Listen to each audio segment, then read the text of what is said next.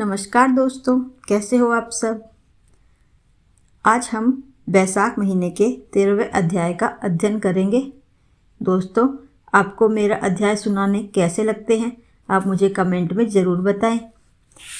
मुझे आपके कमेंट बहुत अच्छे लगते हैं। चलो शुरू करते हैं 13वां अध्याय।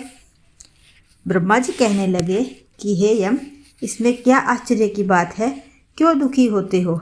सद्गुणों से ईर्ष्या करना मरणांतक होता है।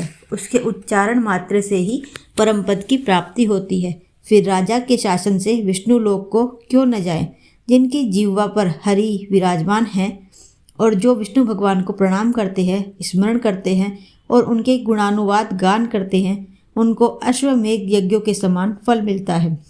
संपूर्ण पाप दूर हो जाते हैं। भगवान प्रसन्न होने से विष्णु लोक प्राप्त कर सामुज्यता प्राप्त करते हैं। यज्ञ करने वाले कुरुक्षेत्र या सरस्वती में स्नान करने वाले को तो फिर से जन्म लेना पड़ता है, परंतु वैशाख मास में जो माधव भगवान के धर्मों का पालन करता है, उन पर विष्णु भगवान प्रसन्न होकर सदा उसकी सहायता करते हैं। हे सौरे, उस राजा का प्रभाव मेरे वश में नहीं है, क्योंकि वासुदेव भगवान के भक्तों का अशुभ कभी भी कहीं भी नहीं होता। उसको जन्म मृत्यु जरा व्याधि आदि भय नहीं व्यापते। स्वामी के नियुक्त कार्य करने पर देहधारियों को कुछ अपराध नहीं होता। हे यम, जब तू इस कार्य के करने में असमर्थ है तो मेरा क्या दोष, तू शोक मत कर। ब्रह्मा जी के ऐसे कहने पर यम बहुत दुखी हो दीन वाणी में कहने लगा, हे तात, अब मुझे अपने काम पर जाने की इच्छा नहीं है। इस महावीर्यवान राजा को जब मैं अपने धर्म से चलायमान कर दूंगा तब कृत्य कृत्य होऊंगा। हे कृपालु, आप मेरे इस कार्य को सिद्ध करा दीजिए, तब मैं फिर शासन करूंगा। यह बात सुन ब्रह्मा जी यम से कहने लगे कि इस विष्णु धर्मपरायण राजा का निग्रह तू नहीं कर सकता। फिर ब्रह्मा जी यम को साथ ले क्षीर सागर में विष्णु भगवान के पास गए और सांख्य योग द्वारा स्तुति करने लगे। तब विष्णु भगवान प्रकट हुए तो यम और ब्रह्मा ने प्रणाम किया। तत्पश्चात विष्णु भगवान ने आने का कारण पूछा। ब्रह्मा जी बोले, हे श्रेष्ठ, आपके दास राजा के शासन में सब मनुष्य वैशाख धर्मों को करके विष्णु पद को प्राप्त करते चले जा रहे हैं।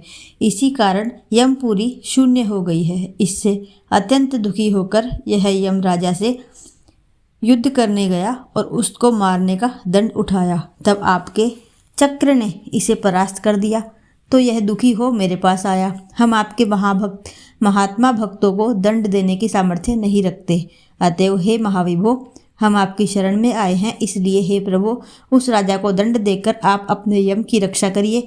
ब्रह्मा के यह वाक्य सुनकर विष्णु भगवान हंसे और ब्रह्मा जी वह यम से बोले, मैं लक्ष्मी तथा प्राण और देह, श्रीवत्स, कौस्तुभ मणि तथा वैजयंती माला, श्वेत द्वीप, बैकुंठ, क्षीर सागर, शेष और गरुड़ का त्याग कर सकता हूँ, परंतु ऐसे भक्तों को कदापि नहीं त्याग सकता जिन्होंने मेरे लिए संपूर्ण भोग त्याग दिए, प्राण छोड़ दिए, मुझ में ही अपनी आत्मा को लगा दिया। उन्हें मैं कैसे छोड़ सकता हूँ। अतएव हे यम, मैं तेरे दुख को दूर करने का उपाय बताता हूँ। उस राजा को मैंने 10 सहस्त्र वर्षों की आयु दी है, उसमें से 8 सहस्त्र बीत चुके हैं। अब 2 सहस्त्र वर्ष की आयु भोग कर वह मेरी सायुज्य भक्ति को प्राप्त हो जाएगा। तब एक वेन नाम का राजा बड़ा दुराचारी होगा, वह वेदोक्त धर्मों का लोप कर देगा। तब वैशाख के धर्म भी नष्ट हो जाएंगे। फिर अपने ही पाप से वेन जल जाएगा। तब मैं पृथु का रूप धारण करके पूरे धर्मों की स्थापना करूंगा और वैशायोक्त प्रख्यात धर्म मनुष्यों को करवाऊंगा। इस प्रकार हे यम, तेरे कार्य की सिद्धि हो जाएगी। तू खेद मत कर। वैशाख के धर्म में निष्ठ महात्माओं द्वारा इस वैशाख मास में भी तुझे भाग प्राप्त होगा। राजा से भी तेरा भाग मिलेगा। तू खेद को छोड़कर पराक्रम प्राप्त होने योग्य बन। जो मनुष्य पृथ्वी में तेरे उद्देश्य से प्रतिदिन स्नान, अर्घ्य, जल, कुंभ, दही, अनादि का दान न करेंगे, उनके लिए उनके किए हुए सब कर्म निष्फल हो जाएंगे। अतएव तो उस राजा के ऊपर क्रोध का त्याग कर दे, वह राजा तेरा भाग देगा, क्योंकि वह मेरा अत्यंत भक्त है। और जो कोई प्राणी तेरा भाग देकर वैशाख धर्मों में प्रवृत्त हो, उनके धर्म में तू विघ्न मत करना। जो धर्म के पालन करता तुम्हें छोड़ केवल मेरा ही भजन करे, उनको तुम मेरी आज्ञा से अवश्य दंड देना। उस राजा से तुम्हें भाग दिलाने के लिए मैं अभी सुनंद को भेजता हूँ, वह वहाँ जाकर तुम्हें भाग दिलावेगा। तब भगवान ने यम के सामने ही राजा को समझाने के लिए सुनंद को भेज दिया, जो राजा को समझाकर पुनः भगवान के पास आ गया। ऐसा यम को आश्वासन देकर विष्णु भगवान वही अंतर्ध्यान हो गए तथा ब्रह्म भी यम को समझाकर आज्ञा दे चले गए। यह भी कुछ प्रसन्न हो अपनी पुरी को चला गया।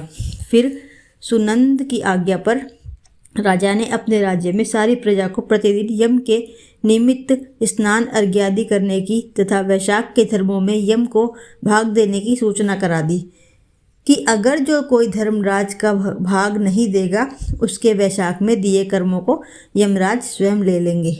वैशाख की पूर्णमासी के दिन पहले धर्मराज के लिए जल का घड़ा, दही तथा अन्नदान करना चाहिए।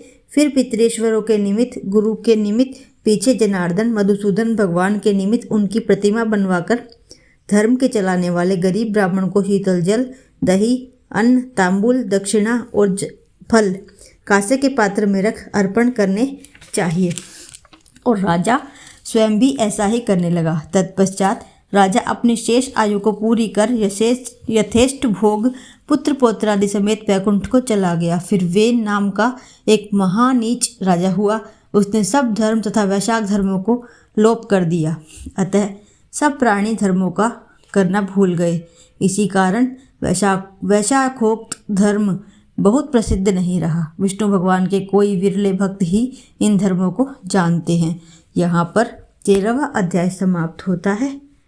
तो दोस्तों, अगर आपने मेरे चैनल को सब्सक्राइब नहीं किया है तो सब्सक्राइब कर दीजिए। अगर आप एक साथ सभी अध्याय को पढ़ना चाहते हैं, सुनना चाहते हैं, तो मेरी प्लेलिस्ट में जाकर ज़रूर देख लीजिए। राधे राधे।